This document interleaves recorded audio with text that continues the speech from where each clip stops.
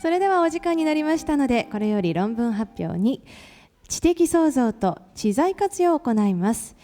議長はメルボルン大学教授、オーストラリア知的財産研究所所長のエリザベス・ウェブスター様に務めていただきます。論文発表者は3名いらっしゃいます。ロンドンスクール・オブ・エコノミクス、アントン・デケズル・プレトル様。インペリアルカレッジロンドン、ドミトリー・シャラポフ様。そして、世界知的所有権機関、カルステン・フィンク様。それではここで進行をウェブスター先生にお願いしたいと思います。Please. Good afternoon, everyone. My name's Beth Webster from the University of Melbourne, and I'm chairing this session. We've got 3 papers here. The first on knowledge spillovers to do with clean and dirty technologies, so it's an environmental paper. The second paper is looking at biases in analysis when we use pattern data. And the third paper is on trademark squatting. So I'll just, we're going to start with Anton de Schellpletz. And I'll just briefly introduce him, and then we'll go through the 3 speakers and then have questions at the end of the third speaker. So Antoine de Schellpletz is a Senior Research Fellow at the Grantham Institute on Climate Change and Environment at the LSE, London School of Economics. His current interests include climate change, competitiveness impacts of environmental regulations, R&D tax credits, the ETS and knowledge spillovers from clean technologies. Thank you. Yeah, thanks. I'm the one that no one can pronounce my name. So this is joint work with Ralph Martin and Myra Monen. I trust many of you know Pierre Monen for his work on innovation, while Myra happens to be his daughter, so I'm not sure if I will want my children to still work on patent data. But anyway, so the paper is about knowledge spillovers from clean and dirty technologies. And the sort of background question we have in mind is, can environmental policies or public policies more generally generate economic growth? That's something that policymakers, it's an idea that, that appeals very much to policymakers. I've put here a quote from the OECD Secretary General, because there are conferences organized by the OECD, but I could have well used a quote from any other policymaker worldwide. And they usually say that green policies can boost productivity, create growth. But as economists, we tend to be quite, suspicious when we see these sort of claims. And so the idea is, can we find any reason in the data for these claims to be true? Theoretically, there are, reasons why such claims could be true, and they are related to the impact that public policies have on innovation.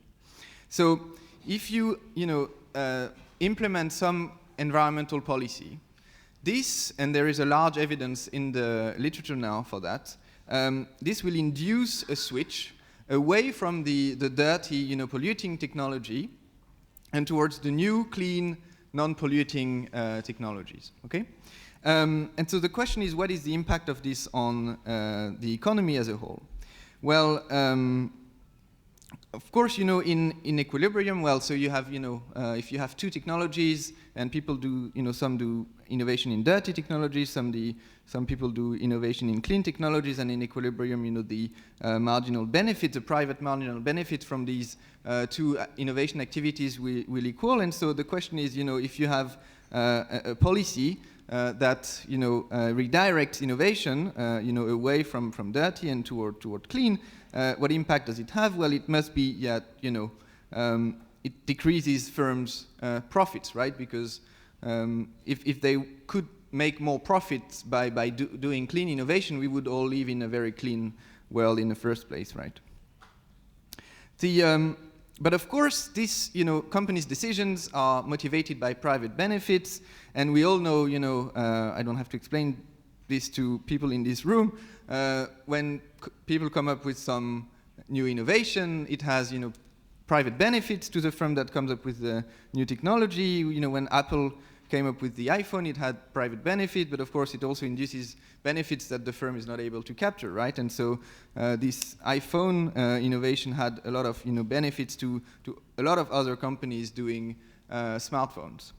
Okay, and so the question is, what are the these external benefits with respect to these old, dirty technologies and the new clean technology? And of course, if the non-private, so the public benefits from clean innovation, are larger than the social benefits from the dirty technologies that are replaced, then only can you get, some gross consequences from this switch away from dirty and towards clean technology induced by the environmental regulation. Okay, so in theory, it's possible, and if if we find that indeed, the spillovers, so these external benefits to the firm in the clean technologies are larger than the ones from the dirty, the old technologies, then, some policy-induced push towards the new technology can have an effect on economic growth.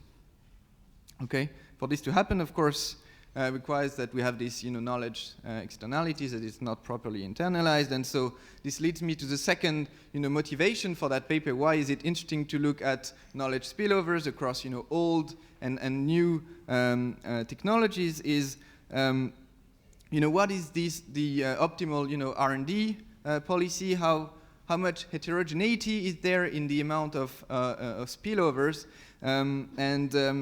is the support to new, clean technologies, for example, supported by the data, and are, current R&D policies that usually are very flat. If you take my own country, France, we have a 30% tax credit to all innovation expenditures. Is this, well, we probably guess that this is not an optimal policy, but how far are we from the optimal policy? That's the sort of question we have in mind for this paper. So what we do is that we compare the relative magnitude of knowledge spillovers in clean and dirty technologies. So the clean being the new technology, dirty being the old one that is replaced. And we do that looking at two sectors, transportation and electricity production. And we measure knowledge spillovers using patent citations, which a lot of people in this room have been doing. Okay. We use data from PatStat. We have over 1 million inventions. We work at the family level in the data, and 3 million citations made to these inventions, a large time period, very large geographical scope as well. So what technologies are we looking at? We look at two sectors, as I said. One is the electricity generation sector, and here the dirty technology is fossil fuel-based electricity generation, so from coal and gas, and the new technology and the clean technology are renewable energy production. And then in the automobile sector, we have in the internal combustion engine, and on the clean side, we have electric, hybrid, hydrogen cars. And the reason we picked these two sectors is, of course, in both, these two sectors are, massive emitters of carbon emissions that are responsible for climate change. But the other reason we picked these two is that, everyone here in this room would probably agree to say that, burning coal is using an old technology, whereas, producing electricity out of photovoltaic panels is the new thing. And same in the transportation sector, electric cars or hydrogen cars, based on fuel cells are the new technologies, and the internal combustion engine is the old technology. So we have a very nice, setup, a very nice way to look at what, the impact of a public policy can have, switching from an old, accelerating the transition from an old technology to a new one, and what are the consequences of such a policy on economic growth. As I said, we measure knowledge spillovers using citations, which have, a lot of advantages. The great thing with, presenting it at this conference and not at any other is that I know that none of you will, challenge me with the quality of patent citation data, because you've all been using them for your own papers. So again, I have all these examples that I usually show to people not familiar with patent data, but it's not really relevant for that. We use patent citations as a measure of spillovers. And so counting how many times a patent is cited by subsequent patent, etc. And so we come up with this sort of, citation flowers where we link, each patent with the subsequent patent and so on. By the way, this is just a random sample of 100 clean patents on the right-hand side and 100 dirty patents on the left-hand side, and you can see already that the flower, the green flower, is much larger, which is representative of the findings of our findings that the spillovers in clean are much higher, as you could probably guess. And then we do a very simple exercise in this paper. We just look at the spillovers. So by counting how many times each of the patents we have in the data is cited, and then we explain it by whether it's clean or not. So it's a simple dummy variable, whether it's this new clean technology or the old dirty technology, and then we have a large number of control variables. What are they? Well, the first thing we do is we have patent office by technology, by year, fixed effect. So it's very strong. It means we only compare patents in the car industry filed in the US in 2000 between each other. Okay, and then between them we look at the difference in terms of the knowledge spillovers. Okay, and this is to control for many things. We include the patent stock in the same category, in order to control for the sort of propensity to cite, or the availability, the number of citations that can that tend to go to patents in the same group. And then because we're interested in the external benefits, the social benefits of innovation, we control for private value using many measures of private values that have been suggested by previous scholars, including some more that we do in the robustness checks. Now, perhaps something interesting to this audience is that patent citations are nice, but they do not capture at all what happens in the future. Okay, so you count how many times a patent is cited, but maybe each of the patents that are themselves cited have very little value. And perhaps you're cited only a few times, but by patents that are themselves, highly valuable. And so what we do in the paper is we come up with a measure of patent rank that is based on the Google PageRank algorithm. I don't know if you know that, but when you do a search on Google, the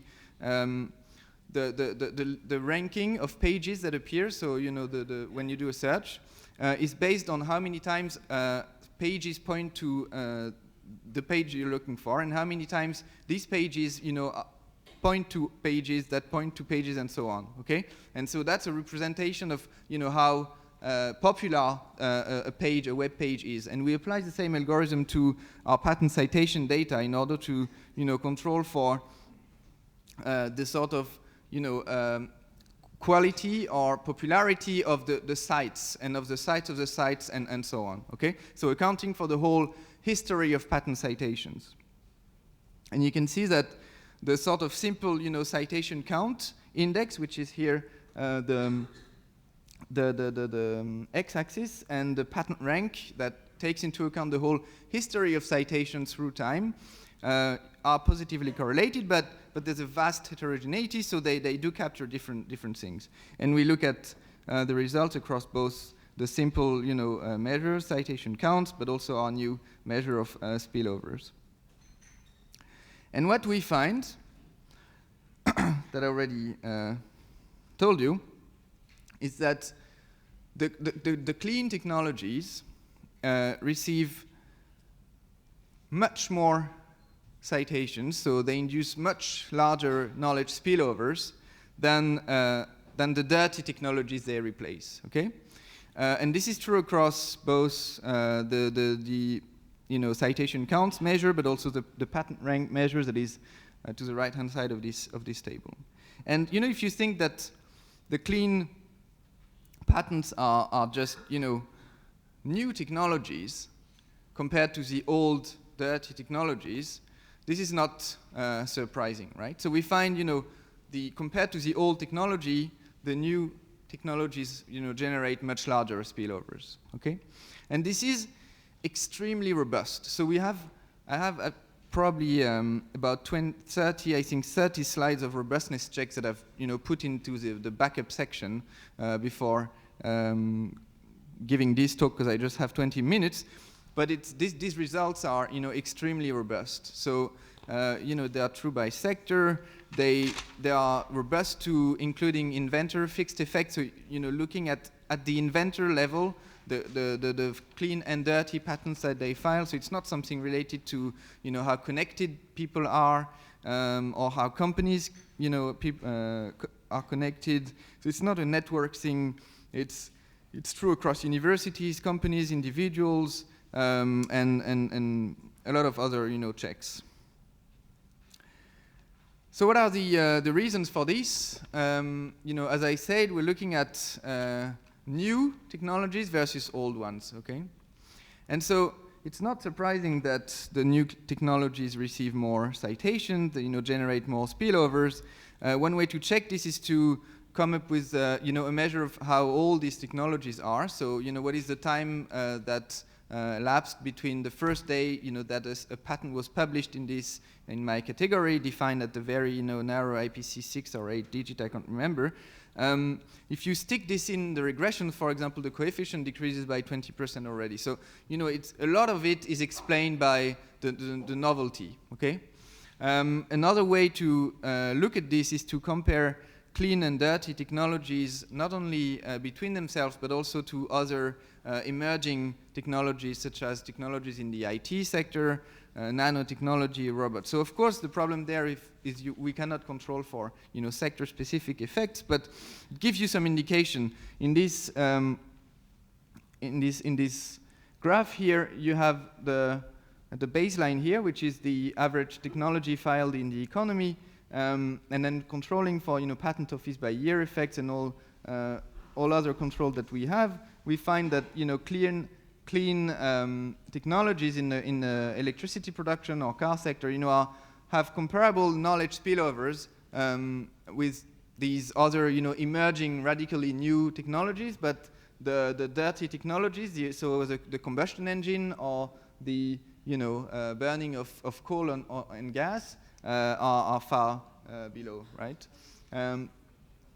And so the switch, what environmental policies do is organizing, accelerating the switch between these technologies that have, little spillovers because they are very old, to the clean ones, okay, the new generation, which have much larger spillovers because they are newer. So, and we have evidence, that they are cited, they are more cited across sector, across both nationally and internationally. And I just didn't have time to take you through all of these results, but you can check the paper. So it's really something about novelty. One last point: we find evidence that the magnitude of spillovers is much higher for. I have 2 minutes. We have evidence, a lot of evidence that spillovers are much higher. So I have 2 minutes from here and 5 minutes from there. So I don't know. I suppose I have 3.5 minutes. So the question is, okay, in magnitude, there's more spillovers. What is the economic value? What if the economic value of a clean spillover is actually smaller, so that we can't conclude anything? And to approach that, we estimate some market value equations that some people here in this room have been doing a lot. And looking at the impact of knowledge flows, of spillovers on market value, to try to get at, to put some numbers, even if they are very crude, to put some numbers onto these, onto the economic value of these spillovers. And so we look at, the impact of backward citations on market value, conditional on, on R&D patents, forward citations, using a paper that Bronwyn and Adam wrote together a few years ago, and then distinguishing the spillovers coming from our clean, our dirty, and the rest of technologies in the economy. So far, we've been doing this using about 10,000 firms, and what we find is that as you would expect, the backward citations, if they do capture something about the capacity of firms to, appropriate knowledge from the external world, that these have, a positive and significant impact on market value, so on the value of these companies as, perceived by the market. And if we, then distinguish between our clean, so our new, patents and the dirty ones, we even find evidence that the individual value of these spillovers is higher from the new clean technologies than from the dirty. At least, maybe it's too early, but certainly what we can say is that we haven't found any evidence so far for the value of the dirty, individual value of the dirty to be higher. Okay. So yeah, I'm concluding. Right on time. So what do we find? We find that new clean technologies generate significantly larger spillovers than the dirty technologies they replace. Okay, and the marginal value is also seems to be greater. And so this has very important implication in terms of public policy. Environmental policies are a nice experiment because we know they can, induce. There's evidence in the literature that they can induce this switch away from the old dirty and towards the new clean. And so this, paper, provides some empirical evidence that public policies can have a role, in generating economic growth through knowledge spillovers. Okay, and the second message, which also is going to be really, very important for this audience is we find evidence, and this was, the last graph that I showed you. We find evidence of that knowledge spillovers, are vastly heterogeneous in their magnitude. Okay, meaning that, as you would expect, the sort of policies that are in place that, flatly subsidize innovation, no matter what kind of technology, we are talking about, are vastly suboptimal. And so we think that, our work can, also improve the way that public, in the future, improve the way that public R&D policies are implemented. And this will be the end of my talk. Thank you.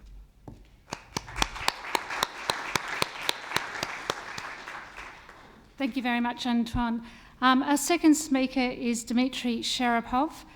He's a research associate of the Innovation Entrepreneurship Group at Imperial College Business School.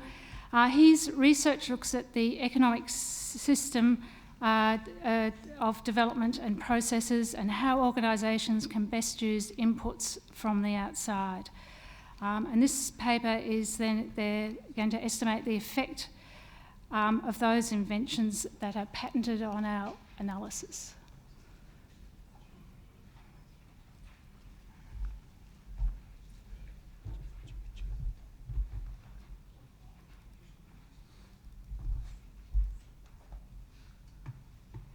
Yep, that's the one.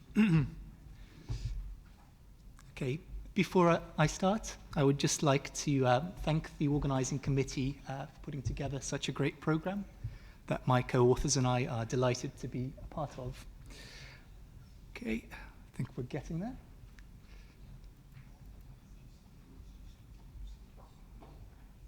So this is joint work with Oliver Alexi from Technische Universität München, Paola Criscuolo, who's also at Imperial College London, and Eamon Salter, who's at the University of Bath. Ooh. Oh, yeah, I think that's it. Thank you very much. Oh, is it going to work? Okay, good. So what we are trying to do in this paper is to use some data we have on all inventions disclosed within a large multinational organization to evaluate whether potential selection bias issues with using patent data to look at innovative productivity and creativity are actually significant in this particular case, and to try and shed some light on the drivers of this selection bias. I don't think I need to convince anyone here of just how valuable patent data has been for the study of innovation. A search of patent data and innovation in Google Scholar, which is a way basically to look at other research that has used these terms in the past, gives close to 17,000 results. And patent data has been behind some of the most highly cited work in the field of management and innovation. So this paper here by Gautam Ahuja is the most cited paper in Administrative Science Quarterly, which is one of the best management journals in the past 15 years.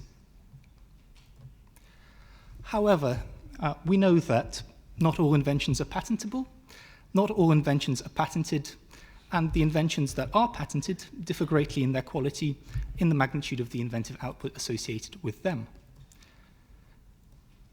And also from some work by Bronin and her co-author, we know that firms patent for strategic reasons, and that the importance of patent rights and their use may vary among firms, even within one industry and over time.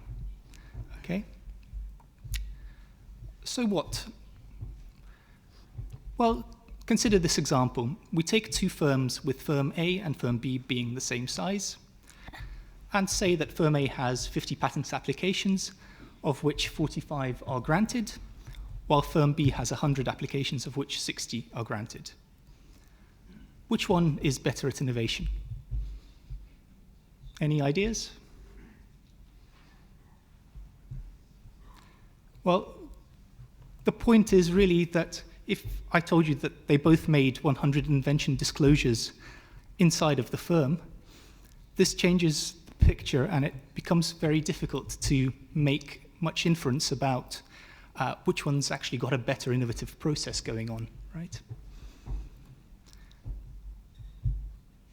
There's also a similar issue when you look at inventive teams, at different factors related to the team, such as its size, its span of knowledge, and its inventive output.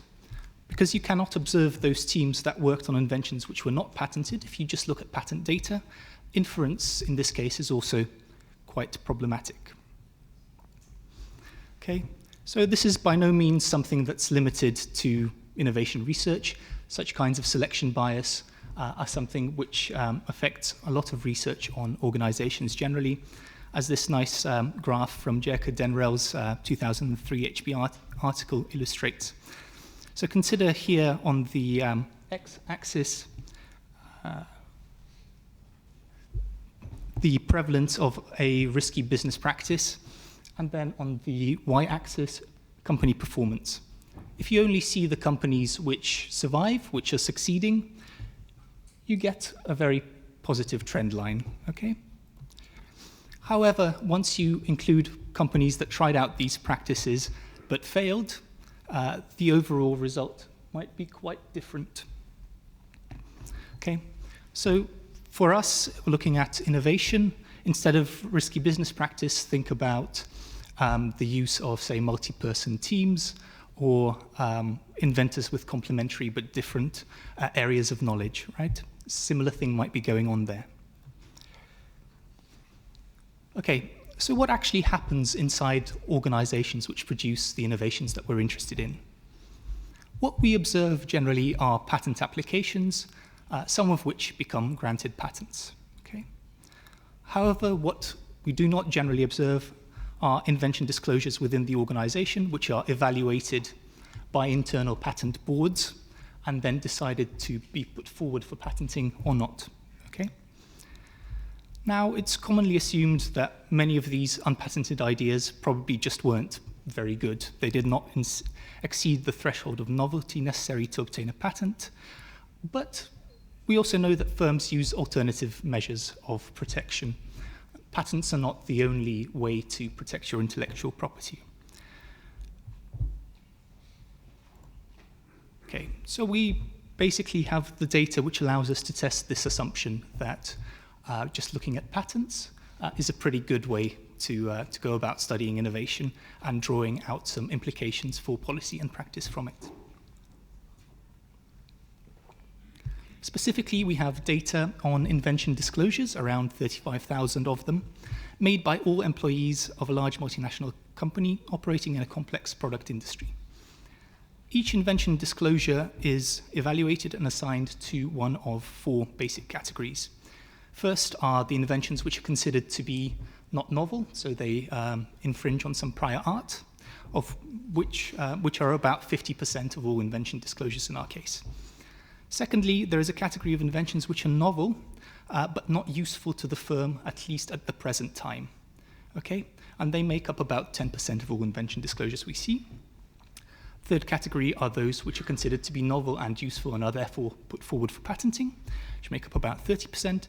And then finally, those which are considered to be novel and useful, but it's decided that it's best to keep them secret, which in our case is quite a small number. Okay? So the point here is that those inventions in categories 2 and 4 are basically novel, interesting, potentially useful innovations that we will never see if we just look at patent data. Okay? And these may be the source of any biases resulting from work that just uses patent data alone. So what are we trying to do? What we do is we use this data to replicate 2 recent high-quality papers. One looking at the impact of collaboration on the variance of the quality of innovative outcomes, as proxied by patent citations in a wide range of industries. And the second study by Audia and Gonzalo, assessing the impact of inventors' past success on their future patenting success and creativity in the disk drive industry. Our strategy is to first estimate their models using the inventions that are patented in the data that we have, so just do a direct replication, and then proceed to test for presence of a selection bias. How do we do this? Well, we use 2 approaches. Firstly, we use a Heckman 2-step procedure, estimating the probability that an invention has been protected with a granted patent, and then estimating the model explaining the main outcome variable using only the subset of granted patents, controlling for the inverse Mills ratio, and check whether the inverse Mills ratio is significant. And secondly, we try to get beyond any selection bias issues by using data on all inventions that we have and evaluating whether these inventions are considered to be prior art or not. Okay, so in the Heckman procedure, we use an instrument to get a good identification of what it is that we're interested in, which is a variable which would affect the decision to patent, but is not highly correlated with quality. Okay? What's interesting in the company that we have data from, and we know this from talking to people who sit on their patent boards, and one of the co-authors spent half a year inside one of the patent boards of the company. We know that invention disclosures submitted towards the end of the financial year are less likely to be patented regardless of their quality, because there is a budget in the company, and by that time, the budget's running low. Now, we also know that this is not common knowledge among all inventors, at least the people on the patent board don't think that it is. And we've tested whether or not this regardless of quality aspect is true, and it does seem to be the case. So in terms of forward citations for inventions that are patented, there's no difference between those which are put forward for patenting in December versus January. Okay, so our instrument is basically the timing of evaluation by the firm. In the next version of the paper, we also have a couple of additional instruments, some of which get at the same timing idea, and some get more at the patent engineer characteristics, and the patent engineers being pretty much close to randomly assigned within their technology area within the firm to evaluate inventions. Okay, before I show you the results of the replications, here's some initial evidence on sources of selection bias in data from this company. So this is just looking at the category of inventions which are novel but considered to be not useful to the firm at present. Of these, around 10% are provisional patent applications, so cases where they think that the invention is patented, they're interested in patenting it, but they are not able to put together a complete application at that time because there is a risk of the invention being disclosed within a very short time period. So they put in a quick provisional application and leaving the fuller application to a later point in time. As you can see, most of these, the vast majority, do end up patented. So from that perspective, it's fine. This is not a potential issue. Secondly, just over half of these inventions are considered to be novel, yet if you were to patent them, the scope of the patent you would get would be too narrow to make it really worthwhile for the company. Okay? Some of these are then published in order to allow the company to use the invention without risk of someone else getting a patent on it and then suing them. The final couple of categories are sort of more interesting.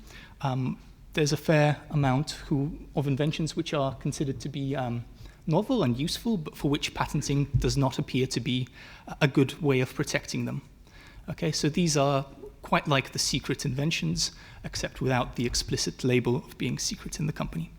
Finally, we have the shelved inventions, which are considered novel, but not useful at this point in time, of which we do see some go on to be patented when conditions changed or when they're implemented in a particular product. Okay, so the replications.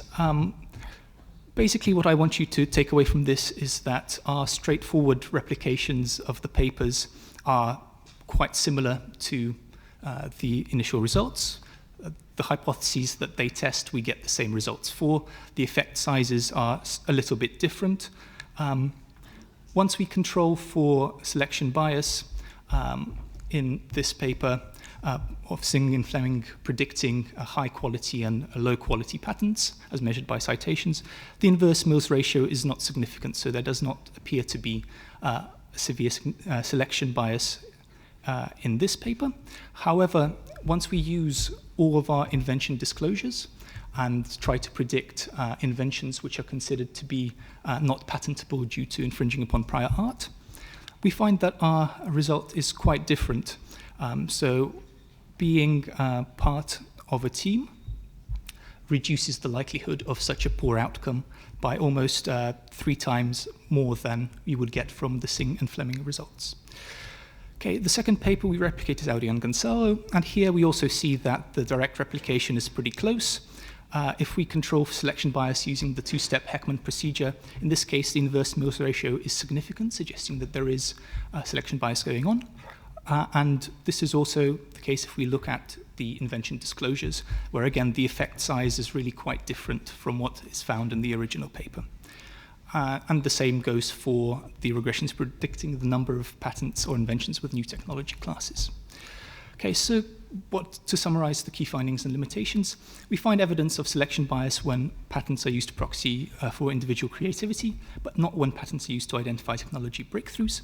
The effect size of main explanatory variables can be significantly different by a factor of 3 to 6 when we eliminate the source of bias altogether by using all invention disclosures. An obvious caveat here is that this is data from one firm. This is by no means stated to be representative necessarily. It may be driven by the quite low number of secret inventions and the relatively low number of novel but not useful inventions that we have in our data. Conclusions are to be careful in drawing managerial and policy conclusions when using patent data to compare innovative performance across firms. Consider thinking about looking at other outputs of innovation process as well as patents. To try and get at the whole inventive process, it makes a lot of sense to try to complement patent data with primary data on inventors' activities, such as that coming from the PathVal survey. And finally, studies on creativity could exploit data from contexts where the entire range of innovative efforts is observed, such as open source projects, suggestion boxes, and idea submission sites. Thank you very much for your attention.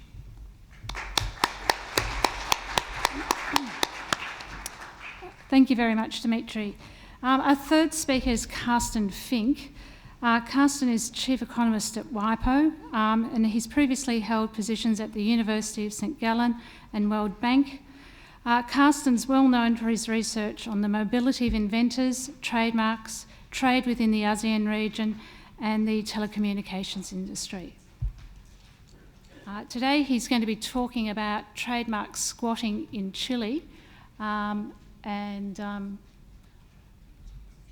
just very interesting.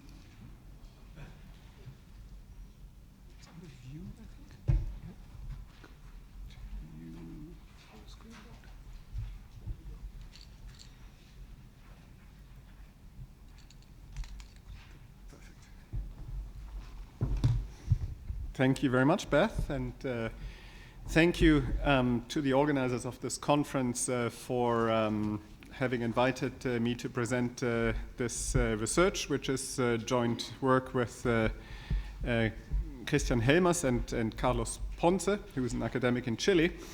I think the good thing with this paper is that it does not require much of an introduction. The Deputy Commissioner from the Korean Intellectual Property Office this morning pointed to the problem of trademark squatting in Korea and what the authorities have done about that. I was actually unaware of that, but I think that was already a good introduction to the research that we conducted in Chile. I'm sure many of you know at least the majority of the brands that are displayed on this opening slide. When you look up who applied for the trademarks for these brands in Chile, you would find names José Jorge Salazar, Gabriel Ugas, Eduardo Alvarez, Confecciones Michelangelo, which at least do not obviously seem to be the logical owner of these brands. You dig further into the trademark registry in Chile. This is the example of Armani, where you find what appears to be the original owner of the Armani brand, Giorgio Armani SPA, as well as a subsidiary called GA Modefine SA. But you also find lots of applications by individuals, many of which were rejected by the trademark office. But there is quite an apparent behavior of squatting. We define trademark squatting essentially as the registration or the attempt to obtain a registration on a trademark, on a product, service, or trading name that is marketed by another company that has invested in the goodwill associated with a product or the service or the trading name. And the trademark squatters, of course, can be registered companies as well as individuals. We'll find in our case that most of the trademark squatters really are individuals, although a good number of companies as well. What is important to point out, squatting, we look at squatting as an economic behavior. And I'll explain that later on, when we identify squatters, that is without any presumption as to whether they illegally obtained the trademark, whether the trademark should have not been granted in the first place, whether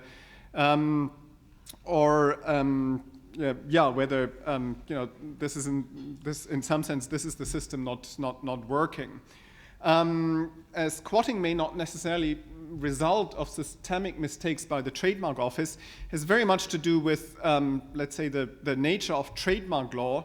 In many cases, squatting attempt would be rejected by the trademark office, but especially as far as well-known trademarks are concerned, the legal situation is that the concept of well-known trademarks is a territorial concept. So what may be well-known in one jurisdiction is not necessarily well-known in another jurisdiction, and that often requires making calls on the part of trademark examiners that are not necessarily obvious. Also, the trademark system, I think, in all jurisdictions tries to have a balance to, on the one hand, protect the exclusive rights of brand owners, but on the other hand, to also allow legitimate entry of competing brands. And of course, one does not want to restrict, the realm of possible brand names of competing brands too much. So there is a large gray zone that precisely squatters try to take advantage of. There's lots of anecdotal evidence of trademark squatting, literally from all over the world. There was a colorful story in the New York Times a few years ago that described the trademark squatting practice of an individual in Russia called Sergei Zuikov, who registered the trademark for Starbucks in Russia. And when Starbucks later on tried to enter the Russian market, he essentially demanded more than $500,000 for reassigning the trademark to Starbucks, which Starbucks rejected. They litigated. Eventually, that led to the nullification of the trademark, but it delayed Starbucks' entry according to the New York Times article, into Russia by more than a year. Now, Mr. Zuikov also claims that he successfully squatted other trademarks. He claimed that he sold 5 trademarks to Audi for $25,000. And the typical price that he usually charges for trademarks that multinational companies seek is somewhere between $30,000 to $60,000. When we talk to lawyers in Chile, they report that the average price demanded by squatters, somewhat cheaper. I suppose Chile as a middle-income country, a smaller market, ranges between $2,000 and $10,000. Of course, this is all anecdotal evidence. Let me, in the interest of time, skip this here. Why do we focus on Chile? Well, there's a pragmatic answer to that because we were working with the Chilean Intellectual Property Office in converting their operational data into a database to do economic analysis with. There also is a lot of anecdotal evidence on squatting in Chile. It's interesting, in Chile, the trademark system is widely used. In the database that we have and that contains all trademark filings between 1991 and 2010, then there are more than 500,000 trademark filings.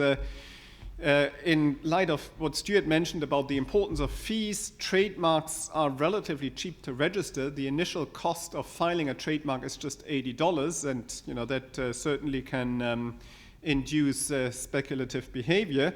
What is quite unique about Chile is that for historical reasons, Chile does not have a use requirement, meaning trademark owners don't have to prove that they're actually using the trademark that they seek to acquire, which is different from most other jurisdictions.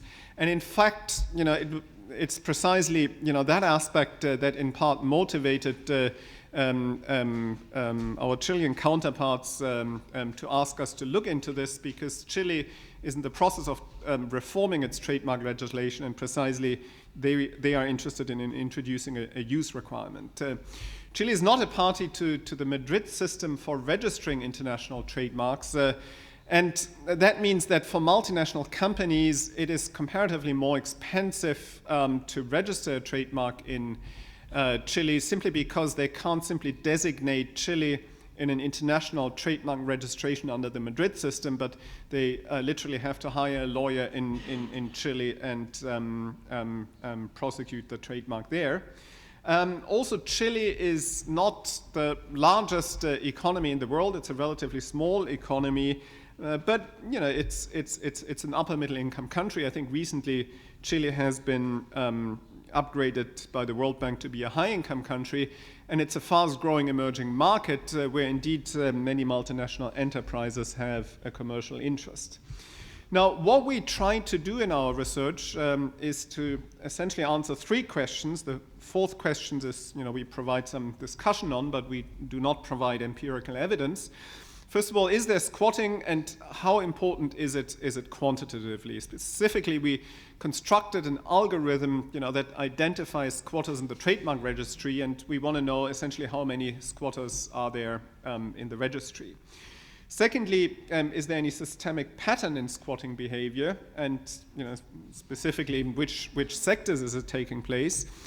And then what is the effect of squatting on brand owners? And we specifically have an econometric investigation that looks into companies that have been affected by squatting and how that affected their subsequent trademark filing behavior. And then what features of this legal system favor or can preempt squatting.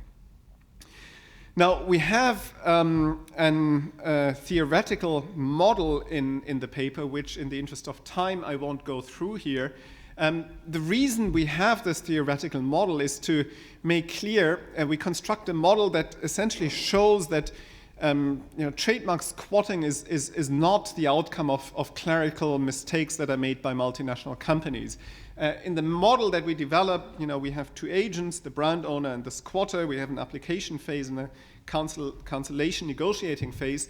there is uncertainty about the future state of the market. And what we can show is that it is quite rational of a foreign brand owner not to register a brand in a country, if there is uncertainty as to whether that company will ever have a profitable business in that country. And that precisely creates an entry opportunity for squatters. And even if multinational companies are well aware of the possibility of squatting, that may still lead them not to initially file a trademark in the country in question. And then we conduct some comparative statistics to see how, for example, the value of the trademark affects, the likelihood of the foreign brand owner entering the market and the likelihood of seeing that trademark squatted.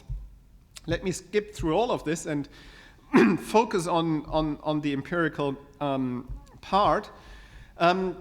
The data that we used, I mentioned, comes out of a project where we directly worked with the operational data in the IP office.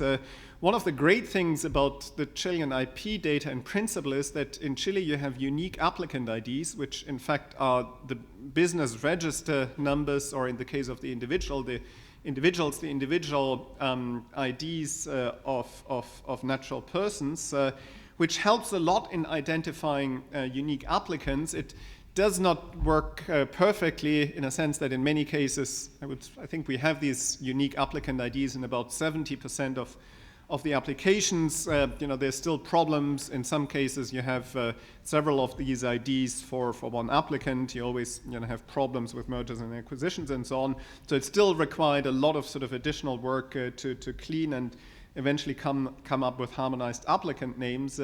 But that's a critical input that we need from this analysis.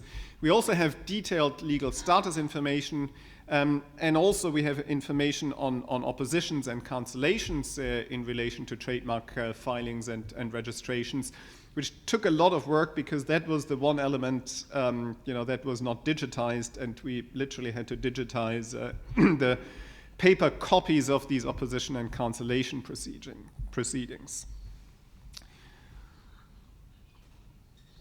Now, identifying the squatters. So what we did is we came up with a set of criteria that we applied to the data to essentially identify squatters in the register. The first criterion is to look at applicant type, whether companies or individuals file a trademark, and we have good reasons to believe that it's more likely that an applicant is a squatter if that applicant is an individual. We look at essentially the ratio of rejected applications, how many times an application was opposed, the revocation ratio. We looked at simultaneous filings with the idea that squatters could file many squatting attempts at the same time. We also looked at the diversity of niche classes.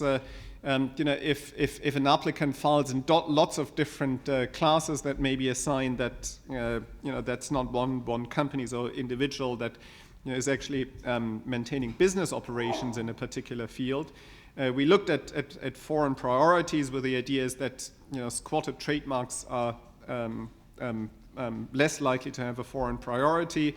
We look at whether the trademark is a company name. This is what is meant here by trademark use, or refers to a product or a service, with the idea that it is more likely that a squatting attempt relates to a product or service. Also, it is more likely that squatted trademarks relate to products than services. And also, and that is where we spend most time on, we looked specifically at well-known brands. As you may know, there are a number of rankings of well-known brands. We used the ranking per interbrand, and we essentially took the 100 top-ranked brands. We ran the names of those brands against the register in Chile, which identified lots of squatters. And essentially then we looked at what are the other brands that are registered by these squatters, and that after a few reiteration generated lots of obviously squatted trademarks. And then we engaged in lots of manual checks, which was a lot of work. I think, at least for me, the good thing about trademark applications is I look at a trademark application and I seemingly understand something. I look at a patent application, I literally don't understand anything. Of course, there's still, we did discover, lots of false positives, and, there are also lots of false negatives. But having gone through this, I think, we can be fairly certain, and I think, what we come up with eventually is quite conservative, that the applications that we look at, are quite obvious squatting attempts. This is an example of 3 squatters. The numbers have relatively little meaning because they're standardized. We then come up with a squatting score. We apply a certain threshold, and in total we come up, I think, with something like over 3,000 spotted trademarks. We then also compare our criteria, after having done all these manual checks, to see whether squatters are systematically different compared to other applicants, and we find that this is indeed the case, except for 2 of our criteria that essentially turn out to have no explanatory power in predicting squatters. Here you see the yellow line is essentially the absolute number of squatters in over the 20-year time period. What is interesting, and we never found an answer to that, is that there was a lot more squatting in the 1990s compared to the period 2000-2010. We asked a lot of people why this is the case, and we never found a convincing answer to that, and that's also why we left it open in the paper. What is interesting, you look at the share of these applications that actually made it to the registry, and you see, that varies quite a bit, but you see that a lot of these squatting attempts actually do end up in the registry. Again, that is not necessarily because the Chilean Trademark Office, made a mistake in accepting these applications. I think that has a lot to do with a gray zone in which, many of these applications find themselves. Now, we then compared the essentially sectoral distribution of the squatted trademark applications to all other trademark applications. And there are 2 interesting findings. One is, it's sort of the dark blue bar that you see there. In comparison to all other applicants, there are many more squatted trademarks in clothing, and that also was totally in line with anecdotal evidence.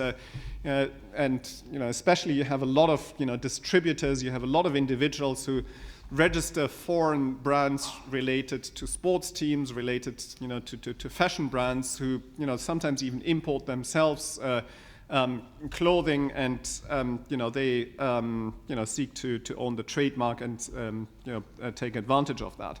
The one thing we also found, and this was the one moment where we really thought we've done something right. There's this category called FIRE, which is real estate. In any case, I forgot exactly what the industries are. Finance, insurance, and real estate. But it also includes a category, this is NIS class 45, which is legal service.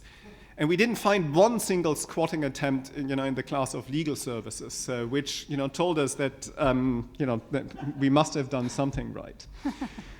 Then, since I'm running out of time, our econometric analysis. The idea of the econometric analysis is the following. Obviously, we don't really sort of observe how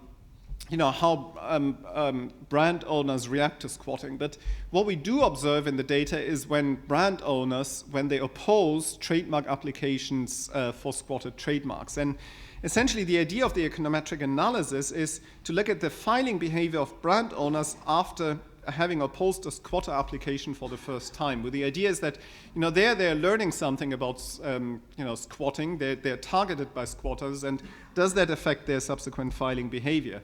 Just as an example, this is, and no, I'm running out of time, but I'm close to finish. I need 2 more minutes to go through this. This is an example of a squatter that tried to register the trademark for the Atlanta Hawks, an NBA team. After that happened, the NBA applied for the trademark of Atlanta Hawks. They eventually opposed the squatter, and after they opposed that squatter, they registered many more trademarks of NBA teams, and they eventually succeeded with the opposition. Essentially, the motivation of our econometric analysis is to look at brand owners that opposed trademarks by squatters, as well as brand owners that opposed trademarks by non-squatters. This is our control group. We matched a control group using a number of variables, and then try to find out whether essentially the post-opposition filing behavior differs depending on whether you opposed a squatter's mark or a non-squatter's mark. And essentially, this is illustrated here. We do find that brand owners that were opposed to squatting, file more trademarks than other brand owners that opposed trademarks that we did not classify as squatted trademarks. These are the econometric results. The key is the first line here, that is the interaction effect between post-opposition filing behavior and the fact that you have been previously exposed to squatting. We do the same for the number of niece classes, so we observe some fencing behavior. So not only do brand owners that were exposed to squatting, not only do they file more trademarks, they also file essentially trademarks in more niece classes. And we have another result that they file in areas other than their main business, which is quite similar to the result on the niece classes. In conclusion, we find that squatting exists beyond anecdotal evidence. We do have evidence that this is systematic behavior. The numbers are not terribly high, so I believe it's about, I think, between 1% and 2% of all applications. So everyone can him or herself judge whether that is significant or not. But we certainly, do think that it's something that officers should be concerned about.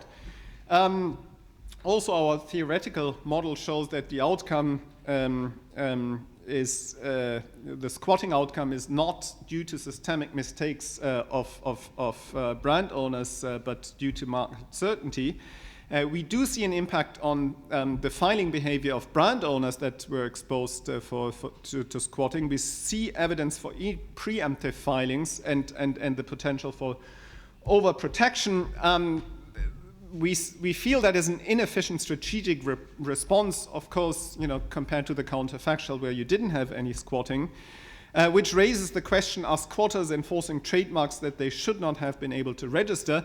There we are at least coming to the conclusion that on average this does not appear to be sort of systematic mistakes that the trademark offices makes. I think the system as it is does function relatively well, which raises the question, what is the policy response? We make a number of suggestions. The most obvious one in Chile is the use requirement, and this is something that is included in the draft legislation in Chile. Also, what has been discussed in the context of patent trolls may also be something that may be of relevance here, is the possibility of shifting fees in revocation proceedings, meaning that if you're a trademark owner and someone revokes your trademark, that you're liable for the legal costs of the revocation proceedings. And finally, potentially the use of blacklists, and not that we want to sell or we have not patented our algorithm, but using sort of empirical criteria to identify squatters in the registrar could be of help to trademark examiners. Certainly, this is an empirical approach that cannot hold judgment on the legal validity of a trademark, but to the extent that it raises some flags for examiners to have a closer look as to the legal validity of a particular trademark application, that can be a useful input. So let me stop here, and I'm sorry that I went slightly over time. Thank you.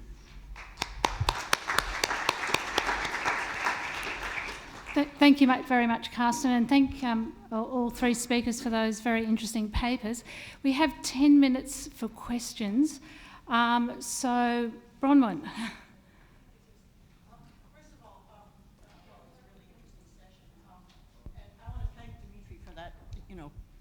interesting exercise with the inventions and the patents. You know, it's a useful thing to do. What I want to sort of, you know, ask about is what your thoughts are. When we use patents as a proxy, we're typically trying to use it as a proxy for innovation or invention or, you know, something else, right? And we know that patents are highly variable, very skew in their value, and inventions very skew in their value. And judging from your list of reasons not to patent, the stuff that wasn't being patented looked less valuable to me than the stuff that was being patented, at least at the firm level. And I wondered if that would influence how you interpreted the comparison. In other words, it tells you something about the difference between the valuable, the regressions that with just the patents are presumably the more valuable of the inventions relative to the others. And so I think we shouldn't be too surprised that results might be different. And the question is, can we learn something from that? You know? Yes, please. Thank you. Thank you very much for that question. I think the point that we are trying to make is that the ones which are not patented, especially the categories which are decided to basically keep secret or to shelve for now, these are potentially very valuable inventions, potentially breakthroughs, and it just happens to be the case that the company's strategic priorities at that point in time are not such that they want to pursue these inventions. That said, I do think that quite a few of the other ones which are not patented are rightly not patented, and I take the point that we only use patents as a proxy in the first place. I guess what we're doing is showing that in this case, even though we have data from only one company, our results generally are not that different, as in the significance and the sign of the coefficient is actually the same, which is reassuring for those of us who use patent data to look at innovation.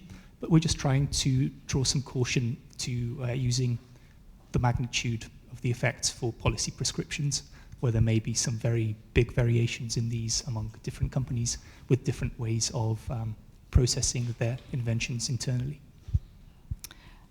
We had another question from Mark Schenkerman. Thank you. Thank you for the interesting session. This is for Karsten. It's a really interesting paper.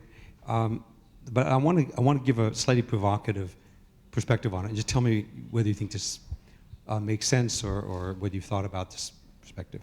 Yeah, it actually grows out of what you said. I mean, so in a sense, it's not about squatting at all. It's about trademark preemption. Because if there's a territorial boundary to a trademark, I don't really know the law around trademarks very well, but if, for example, I'm not a member of the Madrid Conference or Madrid Protocol, and therefore a company X chooses not to take a trademark out in say, Chile because they're basically averse to the risk. I mean, there's uncertainty about whether it's going to pay to do that. And somebody else there decides they're not violating, they're not squatting in the sense I don't own property right there. They're preempting. They're saying, I'm going to take the risk. And so, in a sense, you can you interpret your results as all about, I'm looking at the efficiency side of this, all about risk diversification and risk allocation. So somebody in Chile says, I think Chile is going to be a big hit for the NBA. The NBA hadn't gotten around to thinking about Chile. Then when they find that these guys squat, and by the way, they could take it out at the same price, right? So it really is something about risk diversification or local information. Okay, it may not be the same price. Okay, fine. So there might be a wedge, and it's a little more expensive for the Blackhawks to do it, but it's also local information, presumably. And so the point here is that somebody is exploiting local information. There may be an efficient allocation of risk. This may be worsened by the preemption, by the ex post holdup possibilities due to inefficient judicial markets in the country. But at the end of the day, one could make an argument that this is about efficient risk allocation, because it's not like they're squatting, they're preempting.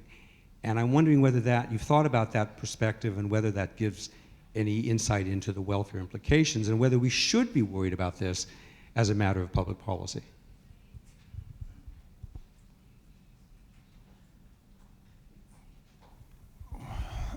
Well, thank you for that question.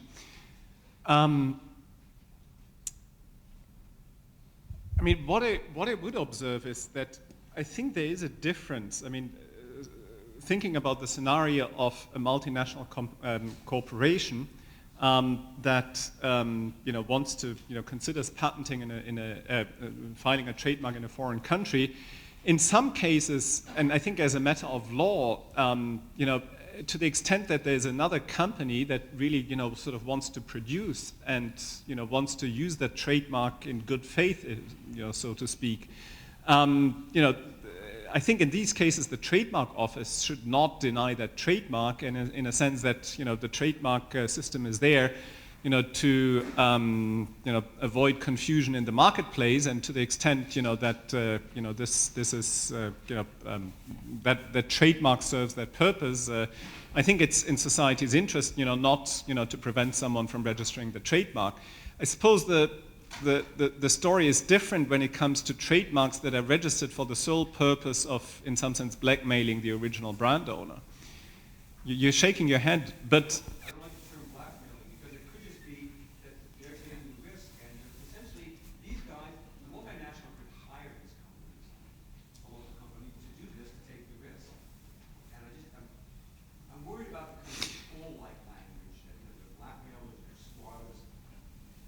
Right, but I think to the extent that policy can do something about, in some sense, separating what is good faith and what is bad faith, wouldn't that in some sense, and of course, it's not a problem that multinational companies, and we've talked to a few of them, it's not that they totally, lose their sleep over that, and, they in some sense, manage that, and sometimes they can't take, as you say, they take an informed decision not to file, knowing that later on they may have to do something about that. But I would still argue, to the extent that something like a use requirement, which certainly also comes with a cost, or other mechanisms can in some sense minimize that type of behavior, that that would lead to a superior welfare outcome.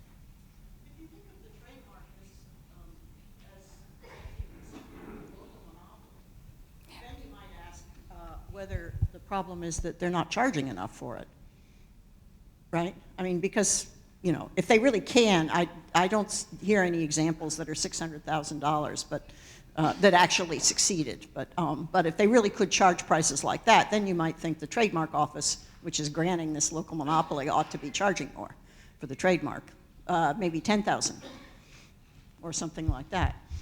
The other piece of information that you presented, the other finding, which I think is really interesting in this connection with this discussion, is that when these guys when the multinational if I understood you correctly, when they discovered that somebody was squatting, and then they opposed it, then after that they actually took out a bunch of stuff, right?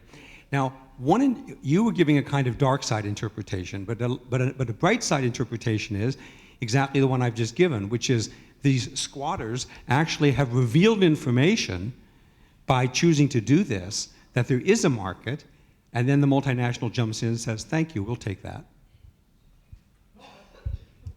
I think that's a fair response, and I suppose what you're indirectly asking, whether government intervention here does better than no intervention, which may not be entirely obvious, but I think, and in that sense, I think we're also staying clear. I think our empirical evidence, does not lead to that conclusion, that, these types of policy responses, necessarily lead to a better outcome.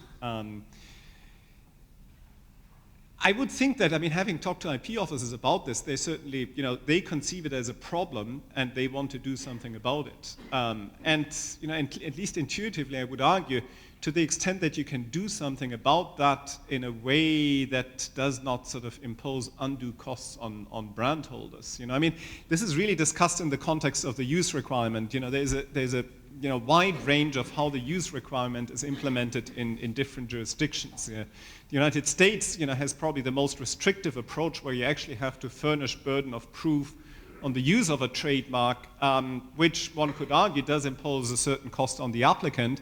Whereas in many European countries, you have the use requirement, in the legislation, but as an applicant, you're not required to actually, furnish proof of use. So in that sense, I think there's also a range of options out there. I think with a paper, and I appreciate your comment. I think we in some sense want to provide the empirical background to that, but not necessarily come up with strong policy recommendations, as this is what IP offices or governments should do.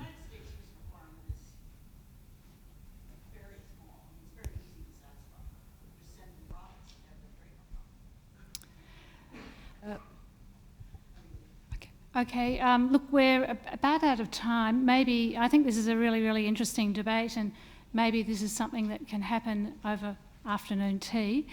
If we could all just thank the three speakers again for their very stimulating papers, and